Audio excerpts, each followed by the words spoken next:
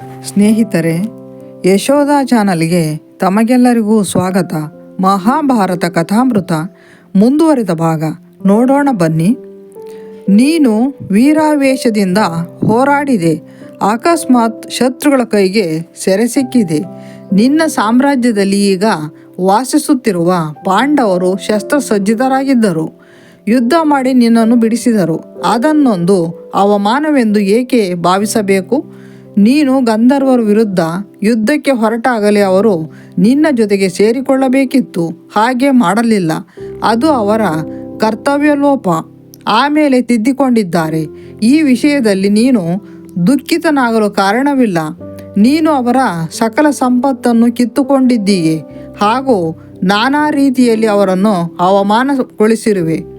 ಆದಾಗ್ಯೂ ಅವರು ತಾವು ಹಸಿವಿನಿಂದ ಸಾಯಲು ಯೋಚಿಸಲಿಲ್ಲ.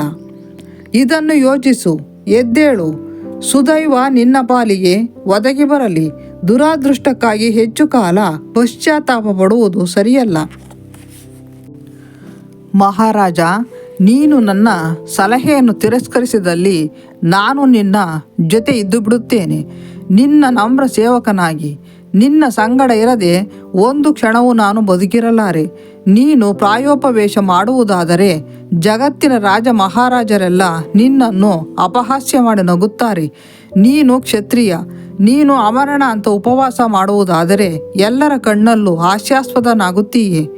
ಆದರೆ ಈ ಮಾತುಗಳು ದುರ್ಯೋಧನನ ಮೇಲೆ ಏನೂ ಪರಿಣಾಮ ಬೀರಲಿಲ್ಲ. ಅವನು ಪ್ರಾಯೋಪವೇಶ ಮಾಡುವ ನಿರ್ಧಾರದಿಂದ ಅಚಲನಾಗಿದ್ದ. ದುರ್ಯೋಧನನಿಗೆ ತನ್ನ ಸತ್ಕೀರ್ತಿಯೇ ಜೀವದುಸಿರಾಗಿತ್ತು. ಅನಂತರ ಚತುರ ಶಕುನಿ ಮಾತನಾಡಿದ. ದುರ್ಯೋಧನ, ಕರ್ಣ ಹೇಳಿದ್ದನ್ನೆಲ್ಲ ಈಗಷ್ಟೇ ನೀನು ಕೇಳಿದ್ದೀಯೆ.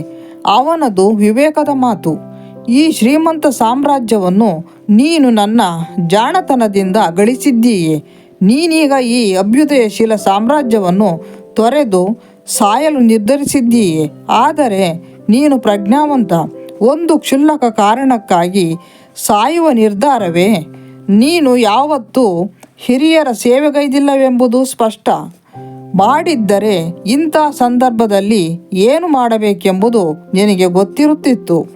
ಯಾರಿಂದ ಇದ್ದಕ್ಕಿದ್ದಂತೆ ಬರುವ ಸುಖ ದುಃಖಗಳನ್ನು ಎದುರಿಸಲಾಗದೋ ಅವರು ಎಷ್ಟೇ ಶ್ರೀಮಂತರಾಗಿದ್ದರೂ ಹಸಿಮಣ್ಣಿನ ಮಡಕೆ ನೀರಿನಲ್ಲಿ ಕರಗಿ ಹೋಗುವಂತೆ ನಾಶವಾಗಿ ಬಿಡುವರು.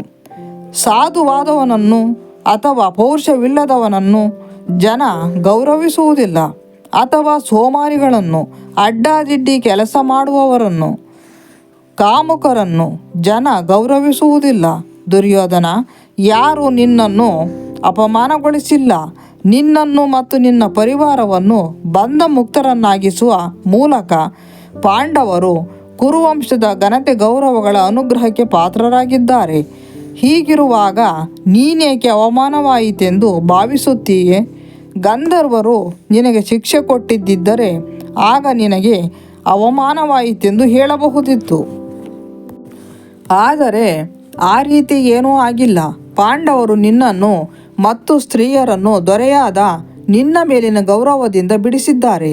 ಯುಧಿಷ್ಠಿರನು ಸಮಾಧಾನಕರವಾದ ಮಾತುಗಳನ್ನಾಡಿ ಕಳುಹಿಸಿಕೊಟ್ಟಿದ್ದಾನೆ. ಹೀಗಿರುವಾಗ ನಾಚಿಕೆ, ಅವಮಾನ ಎಂದೆಲ್ಲ ಏಕೆ ಕಲ್ಪಿಸಿಕೊಳ್ಳುತ್ತೀಯೇ?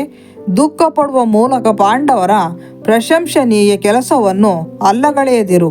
ಕುರುವಂಶದ ದೊರೆ ಗೌರವದಿಂದ ಇರಬೇಕೆಂಬ ಕಾರಣದಿಂದ ಅವರು ನಿನ್ನನ್ನು ಬಂಧ ಮುಕ್ತನನ್ನಾಗಿಸಿದ್ದಾರೆ.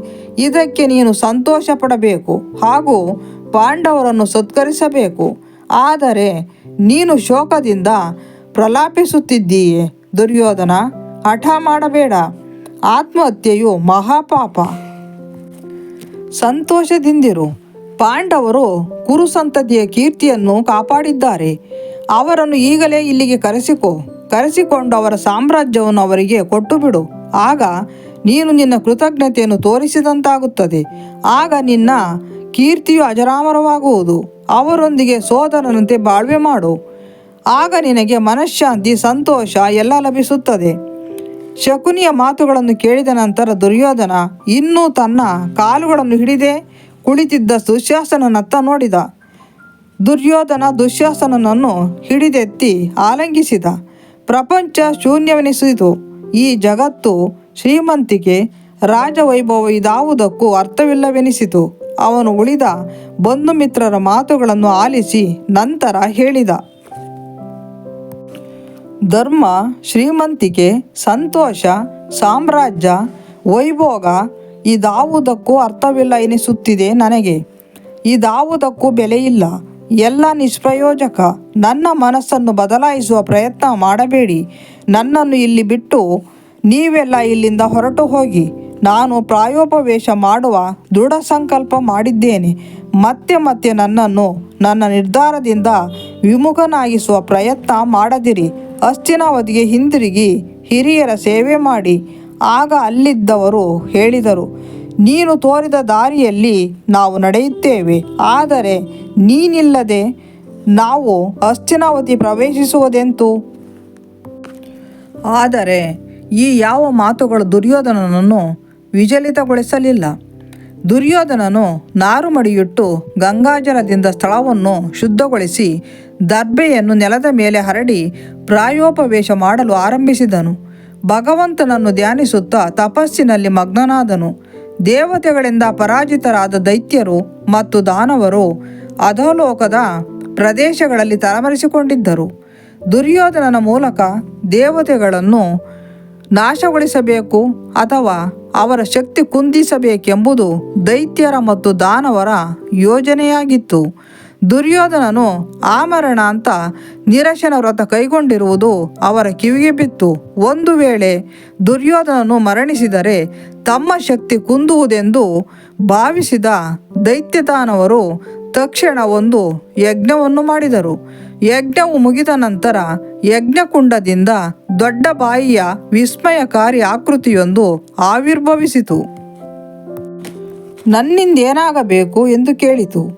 ತಮ್ಮ ಯಜ್ಞ ಫಲಿಸಿತೆಂದು ಸಂತಸಪಟ್ಟ ದೈತ್ಯರು, ಧೃತರಾಷ್ಟ್ರ ಪುತ್ರ ದುರ್ಯೋಧನನು ಆಮರಣ ಅಂತ ಉಪವಾಸ ವ್ರತವನ್ನು ಕೈಗೊಂಡಿದ್ದಾನೆ. ಯಾರಿಗೂ ತಿಳಿಯದಂತೆ ಅವನನ್ನು ಇಲ್ಲಿಗೆ ಕರೆದುತಾ ಎಂದರು.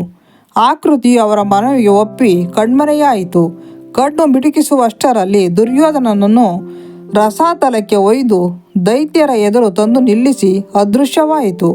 ದೈತ್ಯರು ದುರ್ಯೋಧನನನ್ನು ತಮ್ಮ ಮಧ್ಯೆ ಕುಳ್ಳಿರಿಸಿಕೊಂಡರು. ನಂತರ ಹೇಳಿದರು, ಸುಯೋಧನ, ನೀನು ಕುರುವಂಶದ ಮಹಾರಾಜ. ನಿನ್ನ ಸುತ್ತ ಸದಾಕಾಲವು ಶೂರರು, ವೀರರು, ಪರಾಕ್ರಮಿಗಳು, ಪ್ರಾಜ್ಞರು ನೆರೆದಿರುತ್ತಾರೆ. ಹೀಗಿದ್ದು ನೀನೇಕೆ ಅವಿವೇಕದ ಈ ಮಾರ್ಗ ಹಿಡಿದಿರುವೆ? ಪ್ರಾಯೋಪವೇಶ ಬೇಕೆ? ಆಮರಣ ಅಂತ ಉಪವಾಸ ಬೇಕೆ? ಆತ್ಮಹತ್ಯೆ ಮಾಡಿಕೊಂಡವರು ನರಕಕ್ಕೆ ಹೋಗುತ್ತಾರೆ ಎಂದು ಹಿರಿಯರು ಹೇಳುವುದನ್ನು ನೀನು ಕೇಳಿಲ್ಲವೇ? ಅಂಥವರನ್ನು ಯಾರೂ ಪ್ರಶಂಸಿಸುವುದೂ ಇಲ್ಲ, ಗೌರವಿಸುವುದೂ ಇಲ್ಲ. ಪ್ರಾಜ್ಞರಾದವರು ಇಂಥ ಪಾಪ ಕೃತ್ಯಗಳನ್ನು ಕೈಗೊಳ್ಳಬಾರದು. ಈ ಕೃತ್ಯಗಳು ನಿನ್ನ ಹಿತಾಸಕ್ತಿಗೆ ವಿರುದ್ಧವಾಗಿದ್ದು ನಿನ್ನ ಉದ್ದೇಶದ ಬೇರುಗಳನ್ನೇ ಕತ್ತರಿಸಿಬಿಡುತ್ತವೆ. ನೀನು ಕೈಗೊಂಡಿರುವ ಉಪವಾಸ ವ್ರತ ಧರ್ಮವನ್ನು ನಾಶಗೊಳಿಸುತ್ತದೆ. ಸುಖ, ಸಂತೋಷ, ಸಿರಿ ಸಂಪದವನ್ನು ಧ್ವಂಸ ಮಾಡುತ್ತದೆ. ಅದು ಪುರುಷತ್ವವನ್ನು, ಪುರುಷ ಪರಾಕ್ರಮವನ್ನು ಹಾಳು ಮಾಡುತ್ತದೆ.